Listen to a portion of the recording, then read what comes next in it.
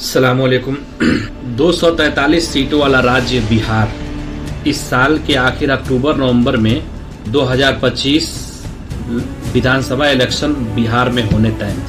243 सीटों का ये बिहार का प्रदेश, जहां पर सरकार में आने के लिए मुसलमानों की भागीदारी बहुत जरूरी होती है और जिसको मुसलमानों ने साथ दिया वो बिहार के सत्ता में काबिज हो गया। अभी फिलहाल का मामला यह है कि कुछ दिन पहले एमआईएम पार्टी अपने एक कद्दावर नेता राणा रणजीत सिंह द्वारा एक खत लेकर आरजेडी कार्यालय पहुंचे और उस खत में बाकायदा ये लिखा हुआ था, जिसपे अख्तरुल ईमान साहब प्रदेश अध्यक्ष का हस्ताक्षर भी था। इसमें यह था, अनुरोध किया गया था कि हम महागठबंधन का हिस्सा बनना चाहते हैं। जाहिर सी बात है, सीमांचल में एमआईएम पार्टी का एक रसूख है, मकबूलियत है। पिछले विधानसभा इलेक्शन में एमआईएम पार्टी 5 सीटों पर जीत हासिल करने में कामयाब हुई थी। इन तमाम चीजों को देखते हुए ये प्रस्ताव लेकर आरजेडी दफ्तर तक एमआईएम पार्टी के लोग पहुंचे, लेकिन 2 दिन बाद आरजेडी की तरफ से ये जवाब आता है कि अगर एमआईएम पार्टी और असदुद्दीन ओवैसी यकीनन बीजेपी को हराना चाहते हैं तो वो बिहार में चुनाव न लड़के भी हमारा सहयोग कर सकते हैं। ये एक बहुत ही बुज़दिलाना और शर्मनाक जवाब है, इसलिए कि एक ऐसी पार्टी जो पिछले विधानसभा चुनाव में 5 सीट जीतने में कामयाब हुई थी, उसे आप एक लॉलीपॉप देकर बैठाना चाहते हैं।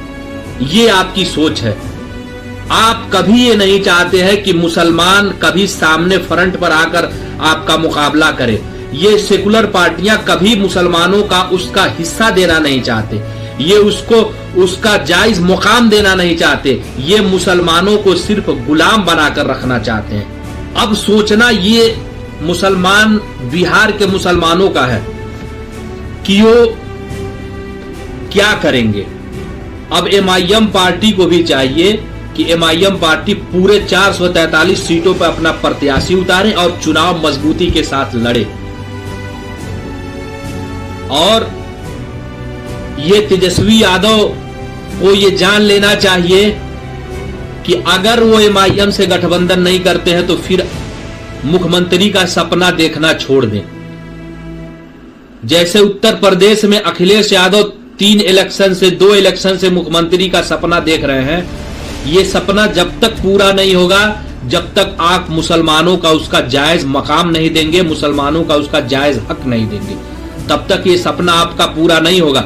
और मैं यकीन के साथ कहता हूं, अगर एमआईएम के साथ इनका गठबंधन हो जाए तो यकीनन महागठबंधन बिहार में अपना सरकार बनाने में कामयाब हो सकती है। लेकिन अगर गठबंधन एमआईएम से नहीं करते हैं तो फिर बरसों इनको गुमनामी में भटकना पड़ेगा सत्ता में आने के लिए। ये मुसलमानों के नाम पर मुसलमानों का वोट लेकर मलाई खाने वाले लोग मुसलमानों को हक देने से कतरा रहे हैं। तेजस्वी यादव समझते हैं कि मुसलमान उनके बाप का जागीर है, मुसलमानों ने उनके बाप को मुख्यमंत्री बनाया, मुसलमानों ने उनकी माँ को मुख्यमंत्री बनाया और ये सोच रहे हैं कि मुसलमान इनको भी मुख्यमंत्री बना दे। ये ऐसा अब चलने वाला नहीं है कि राजा का बेटा ही राजा नहीं होगा, जो काबिल होगा वो राजा होगा।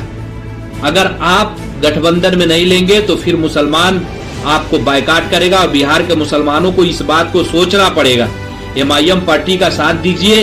यकीनन अगर इंशाअल्लाह एमआईएम पार्टी 10 से 11 सीटों पर अपनी कामयाबी दर्ज कराती है तो फिर किंग मेकर की भूमिका बिहार में एमआईएम पार्टी रहेगी और इंशाअल्लाह दारुस्सलाम की चौखट पर तेजस्वी यादव को जाना पड़ेगा। ये गठबंधन का प्रस्ताव अगर ये ठुकरा रहे हैं और मुसलमानों ने अगर एकजुटता के साथ एमआईएम पार्टी का साथ दिया तो दिन दूर नहीं कि तेजस्वी भी इंशाअल्लाह हैदराबाद दारुस्सलाम की चौखट पर जाएंगे।